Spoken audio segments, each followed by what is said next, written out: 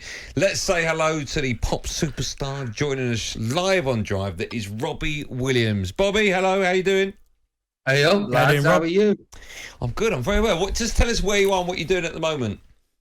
I'm in Birmingham and I'm rehearsing for my tour that starts on Sunday night at the O2. Okay, all right. Do you get nervous before a big tour?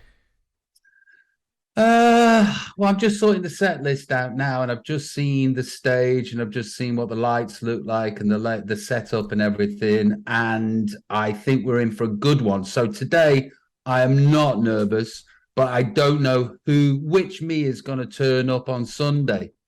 Because sometimes I can wake up and go, I'm terrified, and then sometimes I just wake up and go, I can't wait for this. Yeah, I'm never sure which me's going to turn up. It's a big old tour you're doing. You're here. You're going to Holland. You're going to Belgium, Germany. You're going all the way through to the middle of June next year, and then you've got a little bit of a break, and then you're back for the last couple of months. I think you finish up in Australia. I was lucky enough to see you in Stoke when you were back at Port Vale. He's not stopped mentioning that. Which I've mentioned a few times. But my question is, when you do as many dates as you're doing, is it because it's quite a small group of people you got around you? Is it exactly the same, or when you're doing such a big tour, does that get bigger as well? What the group of people that are around me? Yeah. No, it's the same group, same band, dancers, a crew, same everybody. Yeah, we start in O2 on Sunday. We're in the UK for about 5 or 6 weeks, break for Christmas, and then we go into Europe, and then we'll be in South America at some point, and then we'll be in Australia and New Zealand. Yeah, there's a long journey in front of us. Listen, we're going to talk football with you. I know you're a massive football fan. Before we do, I have one question I've got to ask you, because I was Googling you before you came on, because I thought maybe there's a question that people are asking on social media. I don't know if you're aware of it. You're obviously aware that you were on Strictly, although you've got jet lag at the moment from Australia, so you probably weren't. But are you aware of the questions that people are asking on social media surrounding your jacket? No, I'm not aware. Okay. I do like to have a look at Twitter, but I daren't put my name in. And I saw that I was trending, and I was like, I am going to stay away from that. So I've stayed away from that. But thanks for about to inform me. I'm sure you are. I hope you see. Well, I can see you. People are watching on YouTube can see you. Here we go. The world of social media is undecided as to whether or not your jacket was done up correctly. Yeah, it's fashion, isn't it? It was done up correctly. It was button crooked, but something did tell me that maybe it looks off when my manager came in and when you might want to sort the buttons out on that suit. And I was like, well, no, this is how it looks. But it's fashion, you know. Yeah. Well, why are you saying you have no idea about fashion? No. Why'd you say that? What are you talking about? It's true. Look at me, I look amazing today. Look, I've got Bexy's boots on. Rob, I've got to ask you about the record, the record that you've just broken, overtaking Elvis to become the solo artist with the most number ones in the UK. I mean, first and foremost, how do you feel when you hear that? It feels like a glitch in the Matrix, and I still feel as though I'm a 16-year-old lad from Stoke-on-Trent that's just fannying about on stage and keeps managing to fall up and forward somehow. So there's been a lot made about it, and every time it's brought up, it feels like it's happening to somebody else. But I'm really grateful that it's happened to me. It's just, how do you wear that? How do you wear that you've beaten Elvis to the most number ones in the UK? It doesn't seem right. But that being said, I'm incredibly competitive as well, and now I want 15. I think you should have a big T-shirt that says, I'm officially better than Elvis Presley. That's what I'd do. Done.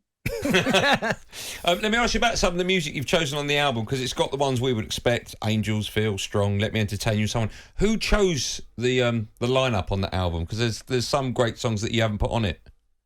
I just went to YouTube and had a look at what my most successful songs are on YouTube and went, okay, we'll do the top 15. Oh, okay. You got a Netflix doc coming out, or have they started filming it yet? What's the deal with that? No, Netflix doc's happening next year, 4-part documentary, hour each show. They start soon. I met with the guy last week. Very nice guy. He also did the Bros documentary, which I absolutely love. Have you seen the Bros documentary? Do you know what? When I saw that, I didn't think it was real. Honestly, I tell you how much I didn't think it was real. When it finished, I looked for the script writers of it because I honestly thought it was a comedy. I couldn't believe it. Yeah, I've seen it a few times. I was always a big Bros fan, and now I'm even more of a Bros fan. I just think that's one of the best documentaries of all time. Weren't you with one of them at the weekend at Strictly? I did bump into Matt. I bumped into Matt at Strictly, and I had my pitch taken with him. And yeah, it was lovely to see him. Let's talk football, shall we? How difficult is it for you, bearing in mind you're all over the world at the moment? How difficult is it? I know you love your football, to keep up to date with what's going on in the world. It's not difficult at all. I've got some dodgy streams that I can link up to that take me to any game. Of course, they're all official, and I'm paying for them properly. I manage to make sure that I'm up to date with what's going on. Now, Rob, we know the World Cup's coming up. What do you think England's chances are of winning that? England have a really good chance at least getting to a semi-final, maybe getting into the final. I think that Gareth Southgate's come under fire just recently, and I think he shouldn't have come under fire. He has been the most successful manager since Sir Alf. And I think that we get carried away in this country with who and what our players are. History shows us that we are perennial underachievers. And I think just because we took the handbrake off for 15 minutes against the Germans doesn't make us Brazil. I think the best way to get to that final is pragmatism. And I think we will. We'll get to the semi-finals, or we get to the finals, we may even win it.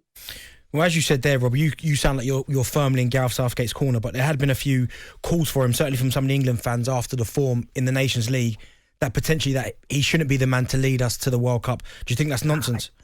That's absolutely nonsense. It's all about the tournament, and it's all about what we've achieved over the last couple of tournaments. And, you know, as an Englishman, I've been really proud of what the boys have done and what they're doing. We'll be in that final. We'll be absolutely fine. Would you give up Angels? That never ever happened. That was never written by you. It didn't get to number one. It wasn't a success. Would you give all that up for England winning the World Cup? No, because I'd be stacking shelves in Asda. I like the way you didn't even hesitate. It's like, of course I would. Don't be so stupid. Not. Yeah. There was, you told me a story once. I don't know if we can say this on air. I'm looking at my producer. He's going to get nervous. Didn't you do a song? Was it at a World Cup launch?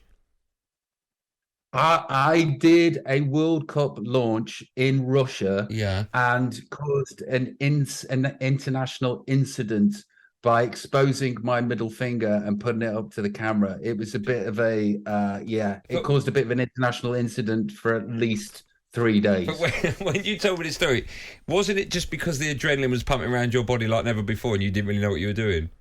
Yeah, that's always what I do. I'm always on a tightrope, and I don't know what I'm going to do next. And I happened to do that at that ticket. You know, I'm quite pleased that I put the middle finger up to 2 billion people, but FIFA weren't happy. No. Of course, I'm sure they weren't. Listen, let me ask you a couple more questions about England. We've been talking about James Maddison. I don't know if you saw any of the game last night, but all season he's been exceptional, and he's still, up to this moment, not been included in Gareth Southgate's or recent squads. He has got one cap for England. Are you a fan of his? Have you seen much of him? Do you have a view on as to whether or not you think he should be in the squad? Yeah, no, I like Maddison.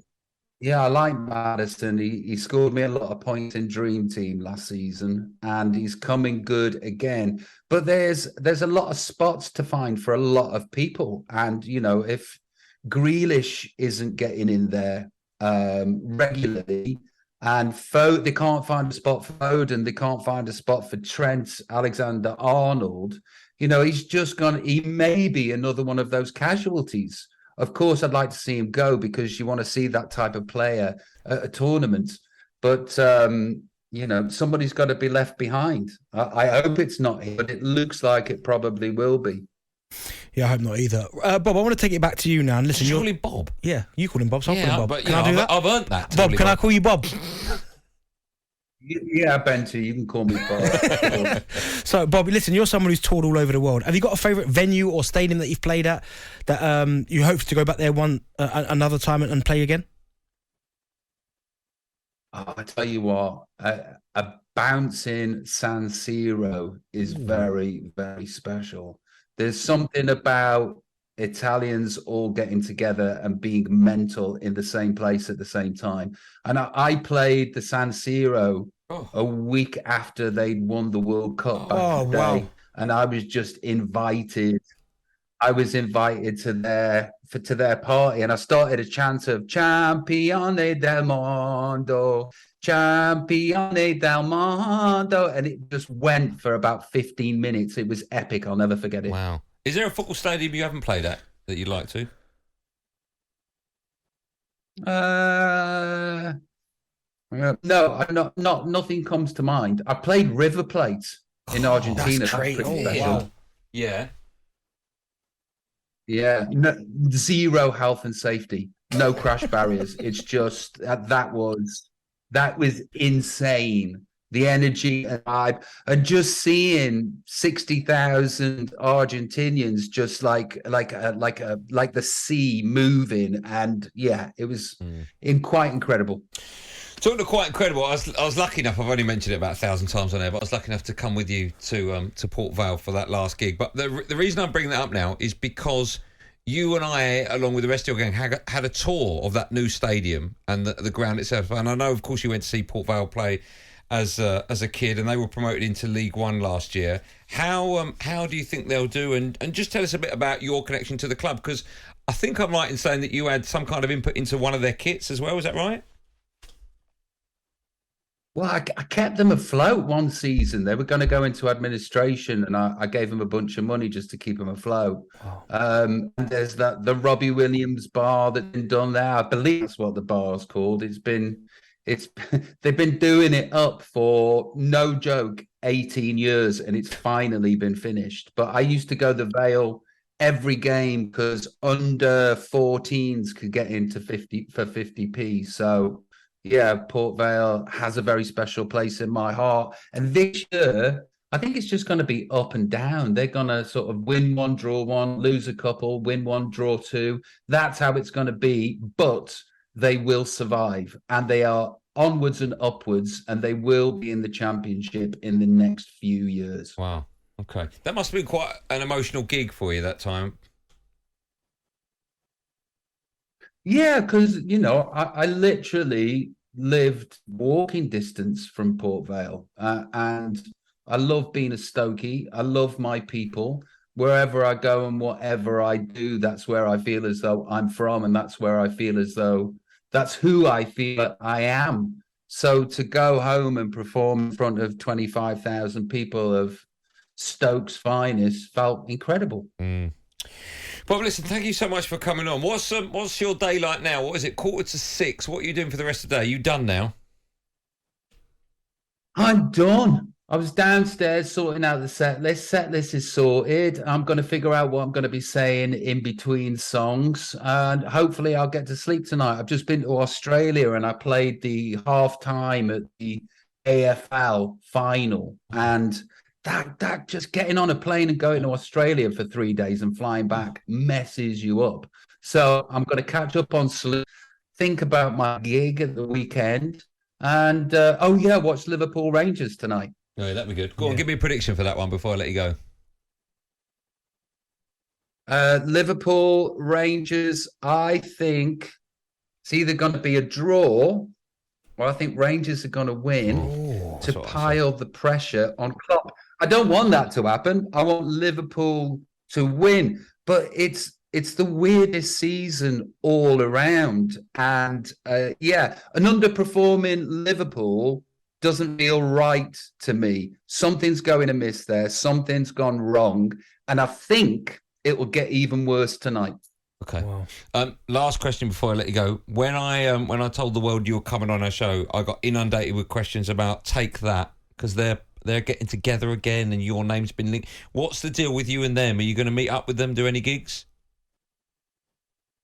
No, it's on the horizon somewhere, but I've got, I'm on tour now until at least December next year, so it won't be any time in the next year or the next 18 months. But I love the boys, and there is this universal string that pulls us all together, and I'm sure we will ride again, health permitting. Okay. Awesome. Bobby, you're a star. Thank you so much for your time. Cheers, Rob. You're a superstar. Well done with, of course, another #1 album. And have a nice evening. Good luck with that sleep. And I'll see you Sunday. Bless you, lads. Be well. Cheers, Bob. Cheers, Bob. See you. talkSPORT Drive with Andy Goldstein. Monday to Friday afternoon from 4 on AM, on DAB, via the talkSPORT app and on your smart speaker. talkSPORT.